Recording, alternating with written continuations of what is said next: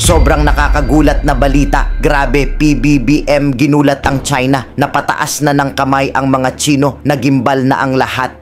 Ayon sa nakalap nating impormasyon, nilamon ng inggit ang China ng Estados Unidos matapos magkampihan sa West Philippine Sea si President BBM at President Trump. Napabilib ang White House sa tapang ni Pangulong Bongbong Marcos. Grabe, PBBM ginulat ang China. Napataas na ng kamay ang mga Chino. Nagimbal na ang lahat. Tara, panoorin natin. Pinuri naman ni US President Trump ang liderato ni Pangulong Marcos Jr. na tinawag niyang very good and tough negotiator. Binigyan din ng Pangulo ang kahalagahan ng alyansa ng Pilipinas at US sa papanatili ng kapayapaan sa South China Sea at sa buong Indo-Pacific region. He's a very tough negotiator.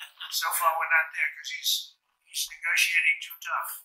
In fact, I used to like him better than I do now. He's too tough. But we'll probably agree to something. But he is a strong negotiator. He loves your country. But it's a great honor to have President Ferdinand Marcos Jr. of the Philippines. Of course, we're all very happy to be here to once again reaffirm the very strong ties between the Philippines and the United States, ties that go back over 100 years. With the leadership of President Trump, I am very confident that we will be able to achieve that. I think it is worthwhile to remember that it was President Trump who, in his first term, characterized the relationship between the Philippines and the United States as ironclad. And that has been necessarily the case since that time that you made that statement. And it is something that the Philippines will always hold close to its heart. Isang ulat mula sa Pangulo tungkol sa US tariff negotiations. Naging protaktibo ang naging pagbisita at meeting ni Pangulong Ferdinand R. Marcos Jr. kay US President Donald Trump sa Washington, D.C. Bunga ng pagiging very good at tough negotiator ng Pangulo, napababa ni President Marcos Jr. sa 19% ang unang 20% tariff rate na ipinataw ng US sa Pilipinas. Ayon sa Pangulo, maituturing na significant achievement para sa Pilipinas ang 1% na bawas sa tariff rate sa bansa. Isa pa rin ang Pilipinas sa may mababang tariff rate na pinatawan ng US sa rehiyon. Dahil dito, mas paiigtingin pa ng bansa ang mga hakbang para maging competitive ang Philippine exports. Base sa records, hindi naman US export dependent ang Pilipinas. Sa madaling sabi, may epekto pero hindi ganon kalaki ang impact nito sa bansa. Ibig sabihin, 16% lang ng exports ang napupunta sa USA at aabot sa 67% nito ay galing sa electronics na kabilang sa may low o zero tariffs sa ilalim ng global trade agreements. Kinumpara naman ni Pangulong Marcos Jr. ang open market at kinumpirma niya at zero tariff agreements ng Pilipinas at ng United States sa mga certain markets lamang. Ngayong araw ay makakasama natin ng iba't ibang ahensya ng gobyerno upang bigyan tayo ng update sa kanilang mga operasyon kaugnay ng masamang panahon. Unahin po natin mula sa Pag-asa Weather Station si Engineer Christopher Perez. Magandang umaga po, Sir Christopher. Magandang umaga po, Mr. Claire, at sa lahat po ng ating taga-subaybay. So, narito po yung latest update natin regarding sa tropical storm na si Dante at yung panibagong bagyo, tropical depression na Emo ang habagat. So, share ko lang po aking presentation. So, makikita po natin no, na ang bagyong si Dante ay patuloy siyang kumikilos pahilaga papunta ng ating area of responsibility. Samantala, kanina ng alas 10 ng umaga, ang tinatayang sentro ng tropical storm na si Dante ay nasa layong 880 kilometers east of extreme northern Luzon. Kung ating pong mapapansin ay napakalayo po nito sa kalupaan ng ating bansa at wala pong wind signal associated with tropical storm Dante. Samantala, nabanggit natin kahapon yung isa pang low pressure area na may tendency maging bagyo. Ngayong umaga nga ay naging ganap na tropical depression na at binigyan natin ito ng local name na Emo. At kaninang alas 10 ng umaga, ito naman ay nasa layong 115 kilometers west-northwest ng northern Luzon. Dahil napakalapit din po sa landmass ng northern Luzon ay mamaya babanggitin natin yung lugar na under tropical cyclone wind signal number 1 as of 11 a.m. today. Samantala, mapapansin natin patuloy pa rin yung pagpapaibay ng habagat or southwest monsoon nga nitong dalawang sama ng panahon sa nakararaming bahagi ng Central at Southern Luzon, kasama ng Metro Manila at maging sa ilang bahagi ng Visayas. Isang low pressure din binabantayan natin sa labas ng ating area of responsibility.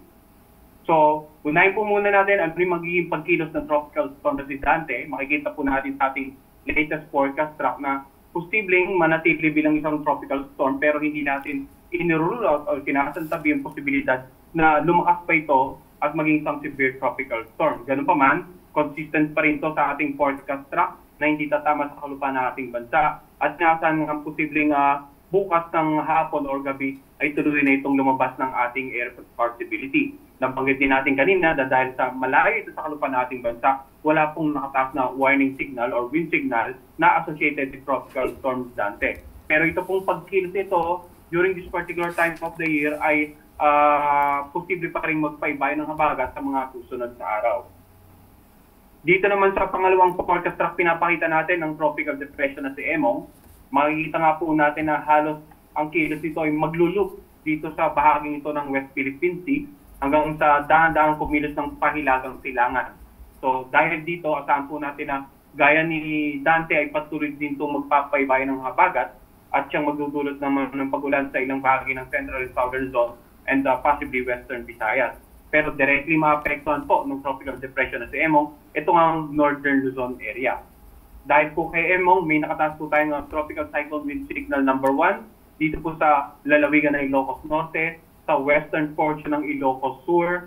Makikita po natin sa mga bayan ng Sinay, San Juan, Cabuyao, Santo Domingo, Magsingal, Bantay, San Ildefonso, San Vicente, sa Santa Catalina, City of Vigan, Kawayan, Santa, Narvacan, Santa Maria, San Esteban, Santiago, City of Candon, Santa Lucia, Santa Cruz at Tagudin. Samantala, wind signal number 1 din po sa northwestern portion ng La Union, dito nga sa City of San Fernando, sa San Juan, sa Bacnotan, Luna, Balawan, Bangar at Bawang.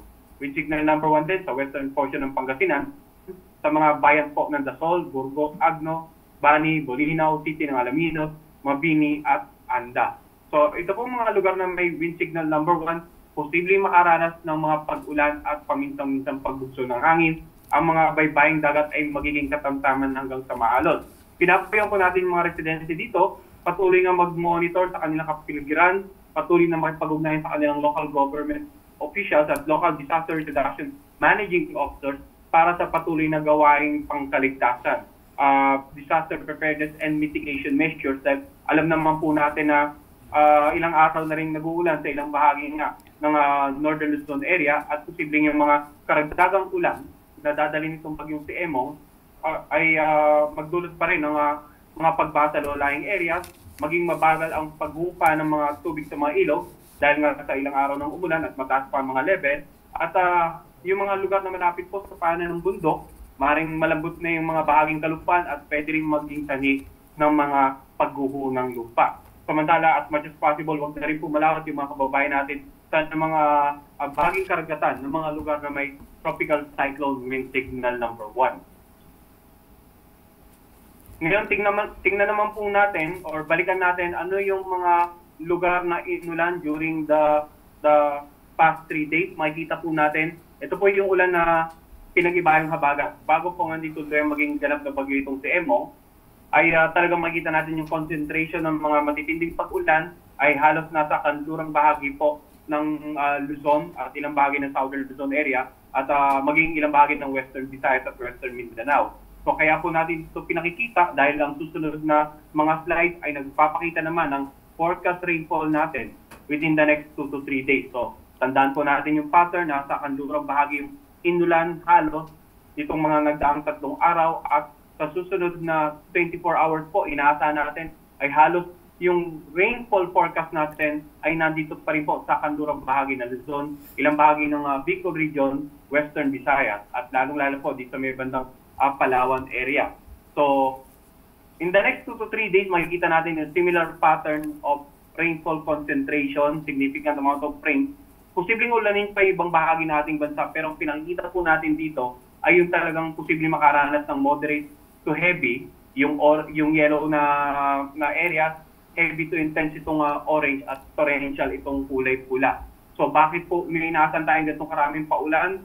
for the next 2 to 3 days dahil nga po bukod sa bagyong si Emong na inaasahan natin na magiging mabagal ang pagkilo sa karagatan sa kanlurang bahagi ng Ilocos region ay yung patuloy na pagpapaybayo ni Emong at ni Dante ng habagat na siya naman makaka-apekto sa mga lugar na outside the wind signal area. So kapag may mga pag-ulan po na inaasahan ay nandiyan pa rin yung banta ng mga pagbago ng lupa. Hindi lamang po sa lugar na may wind signal, kundi maging sa mga lugar na apektado po ng pag-ulan dahil sa enhanced habagat. Bukod pa po dyan, ang habagat ay pwede rin magdulot ng paminsan-minsang pagbugso ng hangin. No? Ngayong araw, inaasahan natin occasional gusty winds sa Zambales, Bataan, Bulacan, Aurora, dito din sa Metro Manila, ganoon din sa buong Calabarzon, buong Bicol Region, Mimaropa, Visayas, Zamboanga del Norte, Misamis Occidental, Lanao del Norte, Camiguin, Dinagat Island, Davao Occidental at Davao Oriental. May mga pagbugso pa rin ng hangin bukas hanggang sa darating na Biyernes dito po sa mga lalawigan na babanggitin natin, Central Luzon, Metro Manila, Calabarzon, Bicol Region, Mimaropa, Visayas, Zamboanga del Norte, Misamis Occidental, Lanao del Norte, Camiguin, Davao Occidental at Davao Oriental. Sa darating na Biyernes, pagbugso ng hangin sa Ilocos Region, Cordillera Administrative Region, Central Luzon, Metro Manila, Bicol Region, Mimaropa, Visayas, Zamboanga del Norte, Misamis Occidental, Lanao del Norte, Camiguin, Davao Occidental at Davao Oriental. So aside dun sa ulan na dala po ng pinag-ibayang habagat, ito pong mga pagbugso ng hangin pwede makapagpatumba ng mga ilang uri ng pananim at pwede rin pong magdulot ng maalong karagatan sa mga lugar na outside the tropical depression periphery. Ito pong apektado ng habagat. No? So sa mga kababayan po nating mangisdat, yung mga may maliit saking pandagat, iba yung pag-iingat po sa pagpalaot dito sa mga areas na apektado po ng bugso ng habagat naman.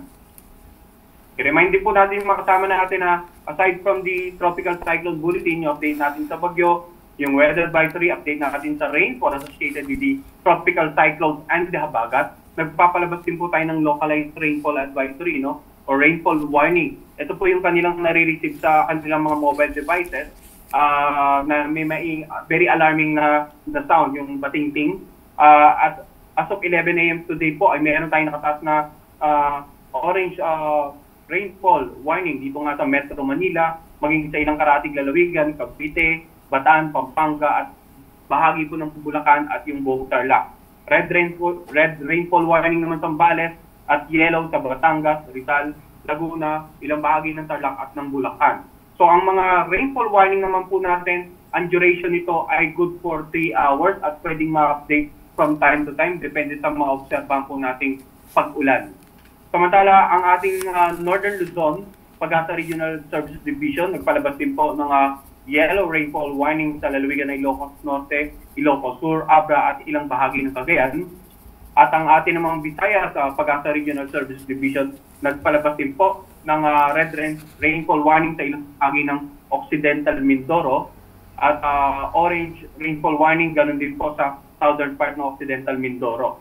So, antabayanan din po ng mga kababayan natin not only here in Metro Manila, kundi maging sa mga ating mga iba't ibang rehiyon, yung mga issue po na localized rainfall warning para magabayan po kayo sa kung anong gagawin yung aksyon during that particular time of the day. Ulitin po natin, yung kaninang weather advisory in terms of rainfall, that is good for a 24-hour period, 48 hours, and 72. Kumbaga, mas malawak po yung time of coverage na magagamit natin bilang paghahanda sa mga posibleng ulan over the next 3 days. Samantala, yung mga rainfall warning naman po natin, ang duration po niyan every 3 hours para po makapaghanda tayo during the actual na pag-ulan sa mga forecast period. At patuloy po tayo magbibigay ng update sa bagyong si Dante at Emong, ganoon din po sa status ng habagat. Ang susunod po nating update ay mamaya alas 5 ng hapon in terms of bagyong Dante. Samantala, ang update natin sa bagyong si Emong ay every 3 hours. Ang susunod nating update ay mamaya pong alas 2 ng hapon. Yan po muna latest dito sa Pag-asa Weather Forecasting Center.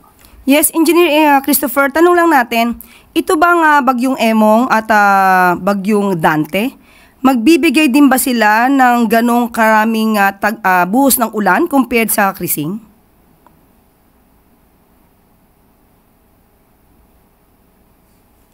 Nandiyan ba si Engineer? Okay. Balikan po natin. Balikan po natin si Engineer Christopher. Nandiyan po ba?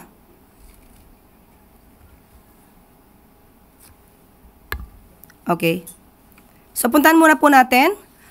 Bigyan muna po natin ng daan si DPWH Secretary Manny Bonoan para magbigay po ng ulat tungkol sa mga kalsada at flood control operations.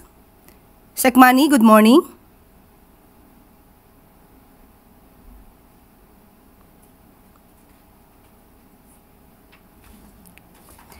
Napabalita po kasi at nabigyan po kami ng ulat kahapon na itong si Crising ay nagbigay ng buhos ng ulan na para sa 3 araw ay parang ikinukumpara sa isang buwan na buhos ng ulan. Well, anyway, nandito na po si Secretary Manny Bonoan. Good morning, Sir Sec Manny. Ano po ang ating maiulat sa bayan patungkol po dito sa mga proyekto po at sa mga flood control na projects po natin?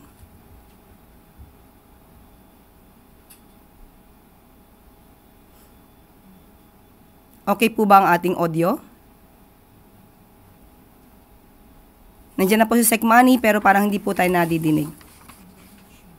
Nakamute po ba?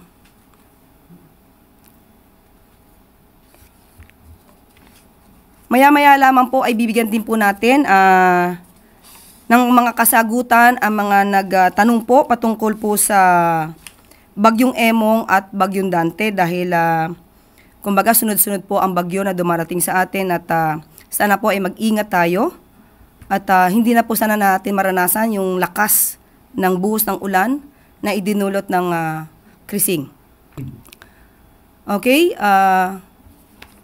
unahin ko muna ang mga katanungan. Okay na po ba? Nakikita na po natin sa screen si Secretary Manny pero parang hindi po yata tayo nadidinig. Okay? Pansamantala ay sasagutin ko muna po ang mga katanungan habang naghihintay po tayo sa ating mga piling public servants na magre-report ngayon. May katanungan po muna dito galing kay Tristan Nodalo ng Newswatch.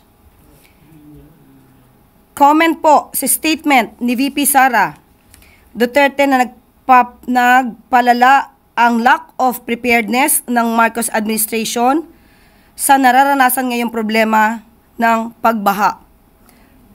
Unang-una po ay hindi naman po talaga malalaman marahil ni Vice Presidente kung ano po ang pag-prepare ng administrasyon patungkol po dito sa Bagyong Crising dahil wala po siya sa bansa at nagbabakasyon siya sa The Hague. At dahil mga pagpupulong na ito na kasama po bago po umalis ang Pangulong Marcos papuntang US, hindi po rin niya ito malamang nakita at nabalitaan. At muli, wala po ang kanyang presensya sa Pilipinas para husgahan kung ano man ang naging trabaho ng Pangulo at ng administrasyon at ng mga concerned agencies patungkol po dito sa Bagyong Crising. Unang-una po, naiulat na po natin kahapon ang mga ginawa at naging accomplishments po ng ibang mga concerned agencies katulad po ng DSWD, DOTR, at pati po yung Philippine Coast Guard ay nagbigay na rin po ng libreng sakay. Maliban po sa DOTR na nagbigay din po ng libreng sakay sa MRT, LRT, at yun po ay direktiba ng Pangulong Marcos Jr. At kasama rin po dyan yung paghahanda mismo po para po sa food packs na ibibigay natin sa ating mga kababayan na naapektuhan ng Bagyong Crising. So, muli, hindi po maiiwasan ni Vice Presidente na mamintas dahil wala po siya sa Pilipinas at hindi po niya nakikita kung ano ang ginagawa ng gobyerno para sa taong bayan. Pangalawa pong katanungan. Nasabi rin po ng Vice Presidente, mula din po to kay Tristan Nodalo, ipunin po natin lahat, tapos i-deliver po natin sa Malacanang para po may mainom siya. In response na unang sinabi ng Pangulo to reuse flood water for agricultural purposes. Unang-una po, kinutya niya ang suggestion na ito ng Pangulo na ipunin ang tubig ulan marahil ay hindi po niya batid ang batas na ito. Hindi po ito bago. Kaya nakakapagtaka po tayo na Vice Presidente pero hindi po niya alam ang batas patungkol po dito sa rainwater collectors. Meron na po itong batas. Republic Act number 6716. Ito pa po ay noong March 17, 1989. An act providing for the construction of water wells, rainwater collectors, development of springs and rehabilitation of existing water wells in all barangays in the Philippines. So nakakapagtaka po talaga na wala po yatang kaalam-alam ang Vice Presidente patungkol po sa rainwater collection system. At ang pinapalabas lamang niya ay pag-iipon ng tubig sa timba. Tandaan po natin na ipakita rin po ng DSWD at ng Pangulo ng ibang mga tubig na naipon ay maaari pong inumin. Galing po yung gadget o yung equipment na pag-filter ng water. Yan po ay naipakita naman po ng ating Pangulo. So, at meron pa po tayo na balita patungkol po sa pag-iipon ng tubig. DPWH installs rainwater collector systems in Nueva Vizcaya schools. This is March 11, 2025. Dahil yan naman po ay nasa batas. Kinakailangan po talaga meron po tayong sistema sa pagkokolekta ng tubig, ulan. At meron din po noon, ito po as of Feb 2024, meron pong sinusulong itong si Surigao del Norte Representative Robert Ace Barbers noon tungkol sa pag-compel, sa pagiging mandatory ng installation of rain collection systems. So, medyo nakakatawa po ang dating ni Vice Presidente dahil hindi po niya alam patungkol po dito. So, okay, nandiyan na po ba si Engineer Christopher? Engineer? Yes. Okay, bago po tayo bumanta kay Secretary Manny, ang tanong po natin, yung po ba nakaraan na ulan, si Bagyong Krising, ang balita po natin ay sa 3 araw na tag-ulan, ang ibinuhos nito ay katumba sa 1 buwan. Paki-explain nyo nga po ito, sir. Bali, ang nangyari po, Yusek Claire, no? We have what we call normal rainfall rate per place per month, base sa historical records natin na 30-year period. Ngayon, yung naging pag-ulan, na dulot nga nitong si Pinag-Ibayong Habagat during the time of Krising, in between July 19 hanggang 21, ay nalagpasan niya po yung normal na monthly rainfall ng Science Garden, Quezon City in just a 3-day period. Kaya nakita naman po natin yung talagang mga pagbaha na naranasan sa nakararaming bahagi, hindi lang dito sa Metro Manila, kundi maging sa mga karatig lalawigan. So normal po talaga pag ganun po karami ang ibinuhos na ulan, ay talaga pong magkakos din po talaga ng pagbaha?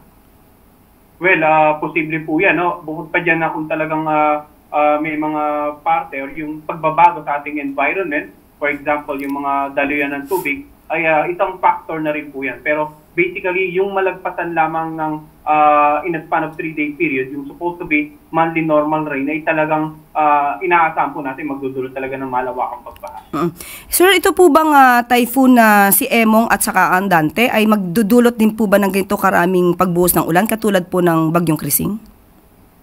Ang nakikita po natin ay posibleng magpaulan ito but still early to compare. Pero hanggat maaari, inaabisaw na rin po natin mga kababayan sa pamamagitan po ng ating pinakitang weather advisory kanina. No? Dahil nga yung mga lugar, lalong-lalo sa kanlurang bahagi na Luzon, ay inulan na with the previous Habagat episode enhanced by Krising.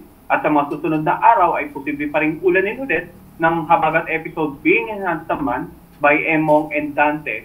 So kahit minimal lang sabi natin hindi ganun karami, pero kung saturated pa yung mga kalupaan ng mga area sa inulanan nitong mga nagdaang araw, ay posible nga maging cause pa rin ang mga pagguho ng lupa. At yun nga, yung nabanggit din natin kanina na yung mga pag-subside ng mga water level sa ating mga ilog ay posible nga maging mabagal dahil nga may na-anticipate pa po tayong mga pag-ulan sa susunod na araw. Kaya yung paalala natin sa ating mga kabayan sa nakararaming bahagi po ng Luzon, particular na sa mga lalawigan at kanlurang bahagi, na patuloy pong mag-monitor sa latest update natin regarding mga bagyong Dante at Emong, pati na rin sa Habagat. At yun nga, patuloy din pong makapag-ugnayan sa kanilang local government officials at saka local disaster risk reduction managing officers para sa mga patuloy na disaster preparedness and mitigation measures. May forecast po ba tayo sa darating na SONA ng Pangulo patungkol sa weather? Well, inaasahan po natin na throughout this week kasi inaasahan po natin may mga pag-ulan pa rin dito sa Metro Manila, no? Hindi lamang sa Metro Manila kundi sa mga ilang bahagi pa ng ating bansa. And by next week ay posibleng magkaroon tayo ng gradual improvement of the weather, although subject for monitoring pa rin dahil pinakita natin kanina na may isa pang sama ng panahon na nasa labas ng PAR at we're not ruling out the possibility na baka pumasok dito ng ating responsibility by next week. Maraming salamat, Engineer Christopher ng DOST Pag-asa. Makakasama po natin ngayon muli si Secretary Manny Bonoan. Secretary Manny. Good morning, Yusek Claire. Good morning, sir. Ano po ang good news natin sa ating mga kababayan? Well, ganito po, ang Department of Public Works and Highways mula pa nung Huwebes nung last week, nagmo-monitor na po kami sa lahat ng regions all over the country na nakaka-experience dito sa Habagat at saka yung effect ng Typhoon Rising, no? And sa monitoring namin mula Cordillera, dito sa National Capital Region, Region 1, 2, 3, 4A, Region 6, sa Negros, Region 8, and Region 9. Ito yung mga naka-experience ng mga effect ng Habagat. At of course, dito sa Northern Luzon, ito yung Typhoon Rising. So, from July 17 up to kanina, I think we have recorded actually a total of 41 effects ng ito, Habagat, na nagkaroon ng mga road closures, especially sa national roads. Pero ang magandang balita naman dito, yung national primary roads natin like Manila North Road at Maharlika, Daang Maharlika, from Cagayan all the way to Zamboanga had been open all the time. At saka itong Cagayan Valley Road natin from Tuguegarao all the way to Manila. Bukas naman, wala tayong aberya dito sa national primary roads natin. Ang nakita namin na naapektuhan actually dito sa mga phenomenon na ito are mostly yung secondary and tertiary roads. Of course, nung Monday, of course, dito nagkaroon tayo ng flooding maraming parte ng Metro Manila. But as of today, we have all these national roads that we have reported na 41. 33 of them have already been rendered passable at meron pang 8 na talagang minomonitor pa namin na meron pang tubig baha. Pero napapansin namin na medyo mabilis naman yung pag-subside na ng baha dahil hindi naman malalakas yung ulan. So yun po ang natin. We hope that by today, lahat yung remaining 8 road sections will be passable. Isa po sa Cordillera. Of course, itong sinasabi natin sa Cordillera, yung Quezon Road, for safety reason, we have to render it close to general traffic muna until such time na itong phenomenon ng Habagat at saka yung effect ng dumarating na typhoon, hindi po namin pinabubuksan. So we are recommending ng mga papunta ng Baguio, gamitin muna po yung Marcos Highway at saka Nagilian Road for the time being. Dito naman sa NCR, medyo, I think the only problem na nakikita namin dito is dito sa Taft Avenue, but it's receding well. Pangasinan, ganun din po. At there are 2 road sections dito sa Region 3 in Bataan and Tarlac. Actually, that's receding na rin po yung mga flood waters po natin. So, ito po yung situation natin ngayon, and we continue to monitor po on a hourly basis, periodically, na nagre-report po sa amin yung mga ating mga regional offices all over the country para malaman po natin kung ano yung situation natin sa ating mga lansangan. At may share po naman natin sa general public kung ano po yung kailangan nilang gawain. Sa Metro Manila po, I think nasabi nga natin na it has been a phenomenon yung again, yung downpour natin, kaya nagkaroon tayo ng malawakan na pagbaha ulit sa Metro Manila. Notwithstanding that marami pa rin po yung ginagawa ng DPWH at saka Metropolitan Development Authority na ginagawa para maibsan po natin yung mga ganitong pagkakataon na nababaha ang Metro Manila. So, ito po, yung report po namin for the time being, and we continue to monitor po kung ano yung sa lahat ng regions throughout the country po. Yes, sir. Ang tanong po dito ni Harley Valbuena ng PTV, ano na po ba ang na-accomplish natin para dito sa patungkol po sa flood control projects? Kung may nagawa, may ginagawa pa, may mga kinukumpuni, at kung ano po ang naidulot ng mga flood control projects natin para mas mabilis na mag-subside yung tubig po. Yes, I think that's a good point. Actually, mula po nung nagsimula po tayo dito, nung mid of July of 2022 hanggang itong May of 2025, ako'y nire-report ko po na lahat ng flood control projects all over the country, we have already completed, I think, 9,856 flood control projects that have given immediate relief, especially sa mga low-lying areas all over the country po. At sa kasalukuyan, meron pa rin tayong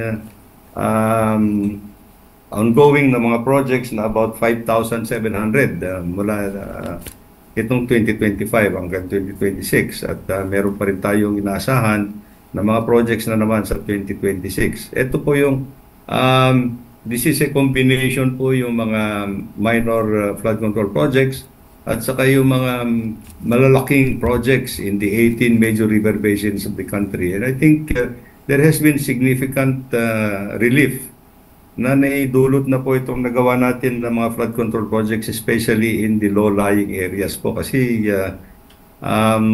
sa tingin po namin, this is of course yung engineering solution na sinagagawa namin are providing immediate relief. But I think sabi nga ng ating Pangulo, hindi lang po naman yung engineering solution ang dapat nating tingnan, kundi po yung it has to be done cohesively at collaboratively with the other agencies, kasi may mga environmental issues.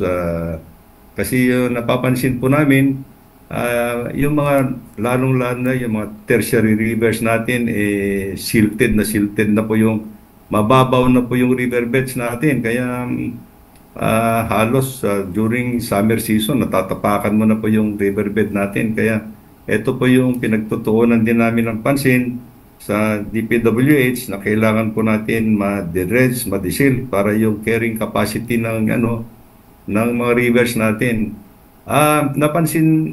Nabanggit mo kanina, Yusek Claire, actually yung pag-ipon ng tubig baha at flood waters. Ito yung kabilin-bilinan ng ating Pangulo na kahit na pati doon sa mga flood, integrate po namin ngayon sa kautusan nating Pangulo yung pag-ipon ng tubig baha. So gumagawa po kami ng mga retarding basins wherever it is technically feasible para yung maiipon natin yung mga tubig na pwedeng gamitin sa irigasyon, sa kahit na sa water supply at saka kung ano-ano man, no? Kaysa sa yung dumadaloy lang yung tubig baha papunta sa dagat. Yun sabi ng ating presidente. So noong 2024 at saka ngayon, sa lahat ng gagawin namin ng flood control projects, ini-integrate po namin ito yung mga river basin program po namin sa lahat na ng flood control projects natin ngayon, Yusek Claire. Yan.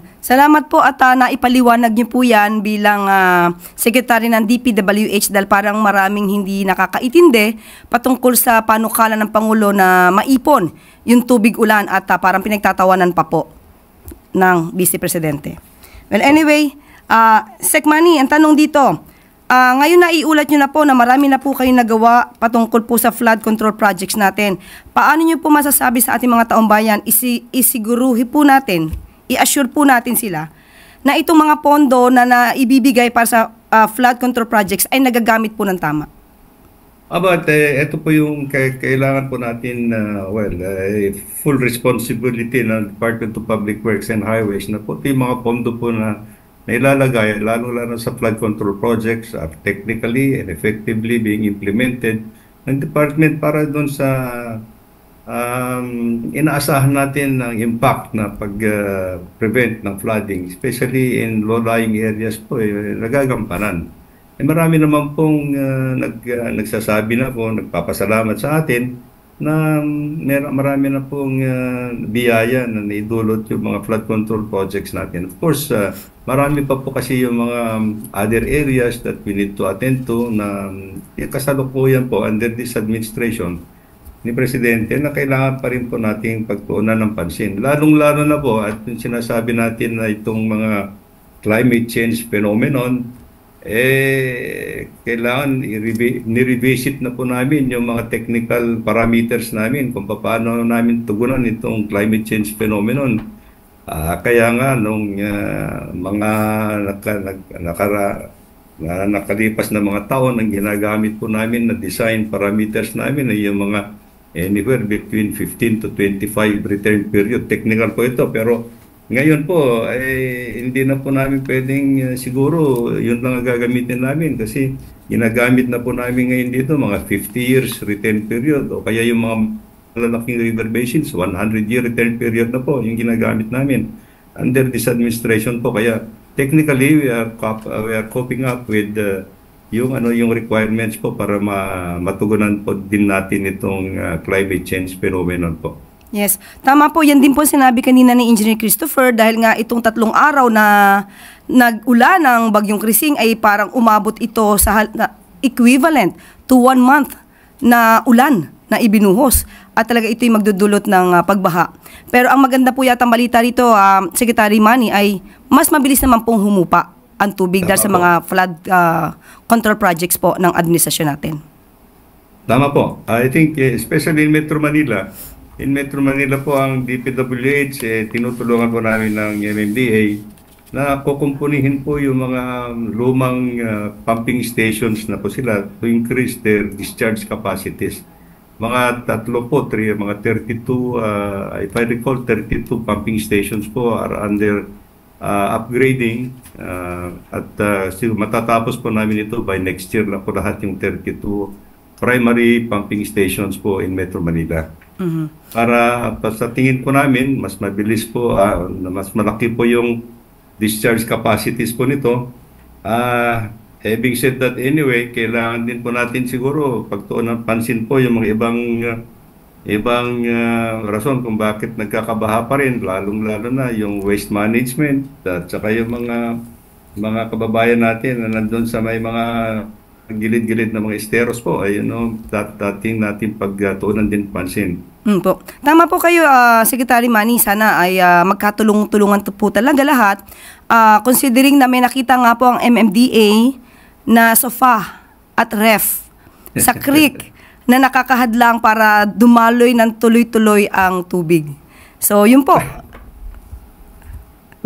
Tama po. Tama pa yun si Claire. Actually, makakabuo ka ng isang bahay. Actually, pagkadating doon sa may mga pumping stations natin, kasi nando doon lahat yung sangkap sa isang bahay. Actually, pagka dumaloy ng mga ganong pagbaha. Maraming salamat, Secretary Bonoan. Baka meron po kayo nais ipahayag sa ating mga kababayan patungkol po sa ating mga proyekto ng DPWH. Well, asahan po ninyo that sa ating instructions po ng ating Presidente, kailangan po pagtutugunan po ng pansin ang DPWH, lalong-lalo po yung vulnerable areas dito sa lahat ng dapat ng Pilipinas para matulungan po natin maibsan kung paano man lang within this administration, kung paano namin matulungan at maibsan lang po yung mga problems for flooding in many areas. Ito po yung mga priorities that the President wants to pagtuon ng pansin ng DPWH. So makaasa po kayo na ito yung gagawin po namin. Maraming salamat, Secretary Manny Bonoan, at maraming salamat po kay Engineer Christopher Perez ng DOST Pag-asa. At bago po tayo magtapos, meron po tayong good news. Ito'y mula sa NFA at nakapag-release na po ang NFA sa DSWD dito po sa Tarlac ng 6,600 bags or sacks of rice para po ito tulong sa mga kababayan natin na nasasalanta po ng bagyo. Mayroon din po na ibigay ang NFA sa lokal na pamahalaan ng Puerto Princesa na 200 sacks of rice, bags. LGU Palawan, 300.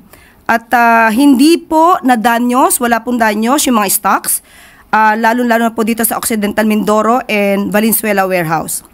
So far po, nationwide, walang nadanyos na mga stocks po natin, ng mga bigas. At ang NFA ay ready anytime to release stocks to requesting LGU and relief agencies. At sabi po ng NFA administration, super secure in terms of buffer stock ang NFA at meron po tayo enough stocks to last for 12 days. Buong Pilipinas po ay makakakain. At libreng sakay, umaarangkada na sa Cebu. 20,000 na pasahero makikinabang kada araw. Libre na ang pagsakay ng mga commuter sa mga modern jeepney sa rutang Orgelio Park Mall sa Cebu, simula ngayong araw matapos ilunsad ng Department of Transportation at LTFRB ang libreng sakay program. Ang programa ay tugon sa utos ni Pangulong Ferdinand R. Marcos Jr. na ibsan ang arawang gastos ng mga commuter sa kanilang pasahe at bigyang sapat na kita ang mga jeepney operator at driver. Sinabi na Transportation Secretary Vince Dizon na malaking tulong ang libreng sakay, lalo na sa mga estudyante dahil nasa 200 pesos kada linggo ang matitipid nila sa pamasahe. Kabilin-bilinan ng Pangulong Marcos Jr. na dapat paginhawahin natin ang buhay ng mga kababayan natin. Ang libreng sakay program dito sa Cebu ay isang paraan ng pamahalaan na makatipid sa kanilang araw-araw na gastusin at magamit ang matitipid sa ibang bagay gaya ng pagkain o gamot ng ating mga kababayan. Ani ito ni Secretary Dizon. Ayon sa kalihim, ang libreng sakay program ay makakatulong din sa mahigit 400 drivers at operators dahil fix na ang kanilang kita at hindi na kinakailang humabol sa boundary sa pamamagitan ng service contracting program. Nasa 125 million pesos ang inilaang budget para sa libreng sakay sa loob ng isang taon para sa ruta ng Orgelio Park Mall kung saan nasa 20,000 na pasahero ang sumasakay kada araw. Pinag-aaralan na rin ng DOTR na magbukas ng libreng sakay sa iba pang ruta tulad ng Talisay IT Park kung saan maraming call center agents naman ang sumasakay. Magpapatuloy ang libreng sakay araw-araw tuwing 6 to 9 a.m. to 5 to 8 p.m. hanggang 2028. Ito ang unang libreng sakay sa Visayas at maglulunsad din ng libreng sakay para naman sa mga public utility bus sa Davao bukas na siya namang una sa Mindanao. Our people, just a little bit, to get by on a daily basis dahil alam naman natin, life is hard, the commute is hard, so if we can provide this libreng sakay dito sa Cebu and other areas throughout the country, malaking bagay yon for our workers, for our students, so this is really the president really wants to help our people just get by on a daily basis. Kontrata na natin silang lahat, all of them. Okay, so bantayan natin, baka may magsingil pa sa mga to. We need to inform the public na talagang everything is free. Oh. Diyan lang po sa Mandaue, pauwi na po ako. Pauwi ka? Bakit? Night shift ka? Wow, grabe. At dito na po nagtatapos ang ating press briefing. Magandang araw para sa bagong Pilipinas. Ngayon, ikaw bilang Pilipino, ano ang masasabi mo at reaksyon sa balitang ito? Mag-iwan ka ng komento sa ibaba at atin pong babasahin isa-isa.